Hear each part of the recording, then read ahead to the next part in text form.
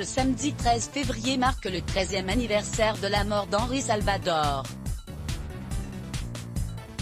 L'occasion de revenir sur sa relation difficile avec son fils biologique, Jean-Marie Perrier. À propos de cela fait 13 ans jour pour jour qu'Henri Salvador est décédé.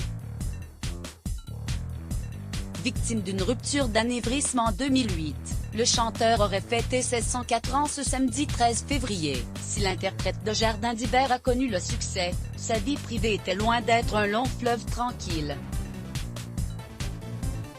En effet, c'est à l'âge de 16 ans que Jean-Marie Perrier a appris qu'il était le fils biologique d'Henri Salvador. Si tous les deux ont entretenu le lien pendant une dizaine d'années, en cachette du père adoptif du photographe après une rencontre improbable, leur relation s'est détériorée avec le temps.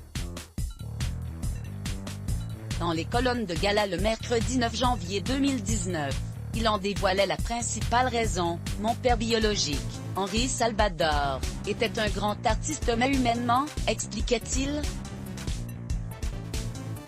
Et de poursuivre, un jour, sur le tard, il a voulu rencontrer mes gosses et il s'est mal conduit avec eux. Il leur a fait des promesses puis adieu, plus de nouvelles. Pour moi, c'est comme s'il n'avait jamais existé. Des déclarations qu'il a confirmées plus d'un an et demi plus tard, dans une interview accordée au Monde. Il s'est très mal comporté avec mes enfants, les rejetant. Cela m'a ravagé.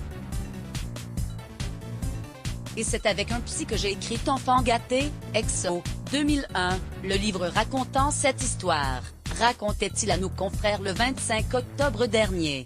Ma vie s'est arrêtée net en 1956 à l'occasion de cet entretien. Celui qui a été reconnu à la naissance par François Perrier se confiait à cœur ouvert sur ce jour où il a su qu'Henri Salvador était son géniteur. Je ne serais pas arrivé là si ma vie ne s'était pas arrêtée net en 1956, lançait le beau-frère de Michel Sardou avant de déclarer: j'avais 16 ans, ma mère avait quitté la maison depuis 1947, et j'allais parfois la voir au Club Saint-Germain, à Paris, où elle dansait tous les soirs, ou chez elle, avenue de Wagram.